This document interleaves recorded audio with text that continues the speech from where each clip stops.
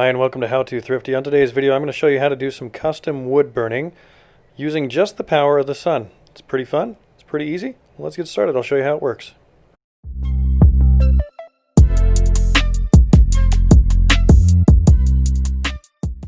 Alright, so the first thing you're going to need to make this project work is you're going to need some stencils, and I am making this for my uncle, and he is a big BYU Cougars fan. If you don't know what that is, that's what this logo represents here.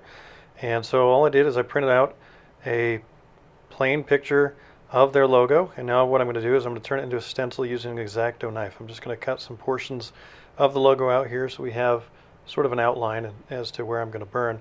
And I am going to make sure that as I'm cutting this out, I leave a couple of notches so that the whole of the logo kind of stays together there. You'll see what I mean in just a moment.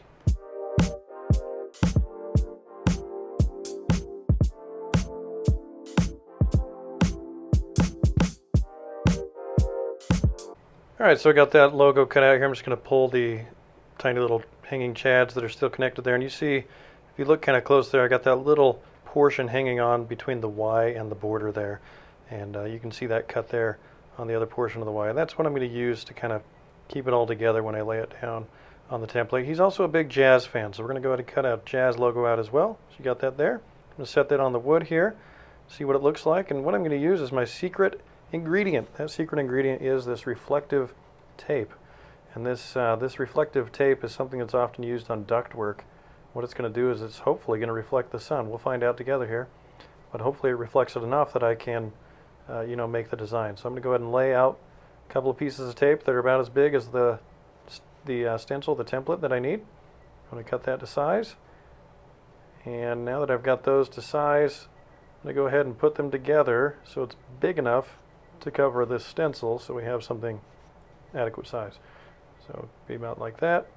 Now what I'm going to do is I'm going to peel away the backing on one of these just a little bit so that I can then attach the next one to it, and that way I'll have essentially two pieces of tape. But I'm not going to pull the whole backing away because it's kind of flimsy tape. It kind of feels like tin foil with glue attached to it, so I don't want to break that. Alright, so I'm just going to pull it back like that, crease the backing a little bit. And now I'm going to take the other piece of tape as I lay that flat on its front there. And I'm going to take the other piece of tape and just stick it right on up next to that creased edge. And once I've got that in place, I'll go ahead and rub it down to make sure it gets a good nice seal to it. And go ahead and flip it over and you'll see that it's the right size now. Covers up the stencil just fine.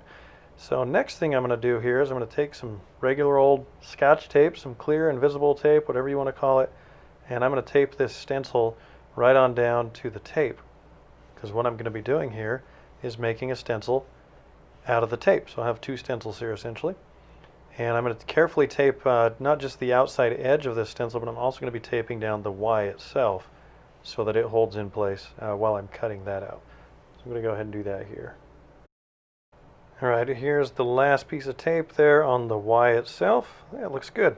And let's go ahead and cut one out of the jazz shape as well. Put that on there, tape it down. And now here comes my fast forward version of me cutting out the stencils.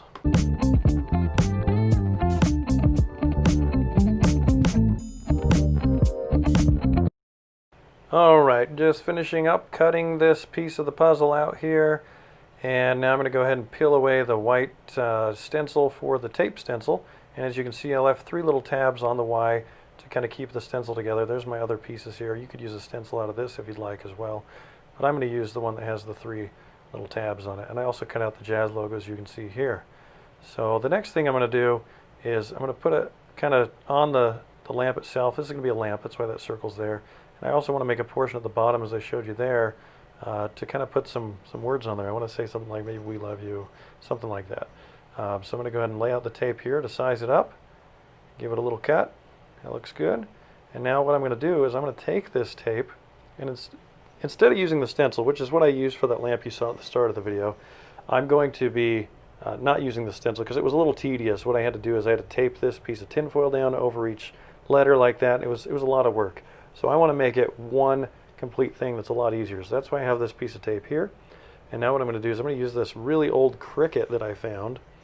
And I'm going to let the Cricut do the dirty work for me, because it's really tedious. There's a lot of work to cut those stencils out. This is certainly a lot faster. As you can see, it just does a great job at cutting it out for me.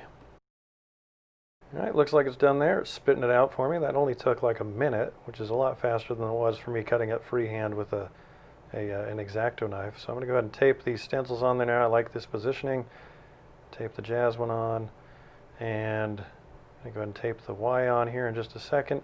All right, and now that we've got this taped on, I'm going to go ahead and work on the lettering here at the bottom. So I've done a heart, and what I'm going to do is that's going to be kind of the middle point of the lettering. So I'm going to take that off of its backing and actually tape it right onto the wood itself. I'm not going to waste my time with taping it with tape, because I'm not going to keep this. This is just going to be a one-time use, whereas the stencils with the sports teams, I might use that again, so I'm going to keep those separate. So I'm going to go ahead and tape that on, and I actually didn't leave enough room where I put the heart, so I'm going to have to move the heart. I don't know what I was thinking. Again, it was really easy to cut out, so and luckily this tape isn't the stickiest, so I can peel it right off if I'm careful. Go ahead and put the "we" on there. Put the heart right here instead. And lastly, I'm going to put my uncle's name on here next. Looks pretty good. Got to put the little inner portion of the A back on there. I forgot to attach that back on there as well. Alright, for this next portion of the video, you're going to need a few things. You're going to need a nice sunny day. You're going to need some welding glasses, because this next portion is really bright and will hurt your eyes. You're also going to need this. This is the mini solar scorcher, is what I've made here. And I found this and the instructions on the King of Randoms YouTube channel, and I'll leave the link in the description for that channel so you can see how to build and make your own and how to use it. So I'm not going to go into too many details here, but you do need some sun to where you can see a shadow on the screw. Go ahead and watch their video. I highly recommend it. Be sure to watch this video all the way to the end before you go to their channel so you can see kind of what you can do with it. But essentially it gets really, really hot. The focal point is super hot. It burns things instantaneously, and you can melt a lot of things. It's very powerful, so be very careful. Make sure you use those goggles. Alright, so what I'm doing here initially now is I'm trying to figure out where the focal point is hitting the stencil. It's very hard to see with these goggles on. They're really dark, but once you get the focal point in the right spot, you can start to see the stencil pretty well. So I just want to make sure I have it started correctly, so then I can focus in on it much easier. So what I'm going to do at this point is I'm just going to go back and forth in the stencil to just burn that image in. Like I said, immediate contact on that focal point, whatever it hits, it starts smoking. I'm going to zoom in here, you can see fire. It's really hot, so be careful around kids and animals and other things that you don't want to burn, like money or something like that. Alright, I'm just going to kind of speed up a little bit here, show you an overhead view as to what the burning looks like. It does take some time. You just got to go back and forth, be real diligent, a little tedious, but if you hit those spots just right, it burns real quickly. It looks pretty good now. You see though, as I flip it over, there's a couple of spots that it's not quite getting just because of the angle of the stencil. It kind of peeled up a little bit with the heat. So I'm going to go ahead and attack it from this angle now and try to get those other portions that you can see there that haven't been burned. Just going to go ahead and speed this part up here real quick. And as it comes to an end, you can see it's looking pretty good so far. I'll go ahead and do a little speed up of all the other burns here. And I just have the BYU logo next. Let's speed that up for you real quick. And I'd say it looks pretty good. I'm just going to hold this away from the camera for you for a quick second so you can get a better look at it and pull some of this tape away and show you how nice and crisp that edge is on the lettering. It looks really good. All the lettering that was taped down looks great except for the A. There was a little bit of bleed over in the burning. As you can see there, it filled in the middle, and also a little bit of bleed over on the Jazz logo. But overall, I'd say it looks pretty good for using a glorified magnifying glass. Please give a watch of that King of Random video. I'll leave that link in the description below. And thanks again for watching How to Thrifty. Please like and subscribe. I have some more projects I'd like to show you. Thanks again. Goodbye.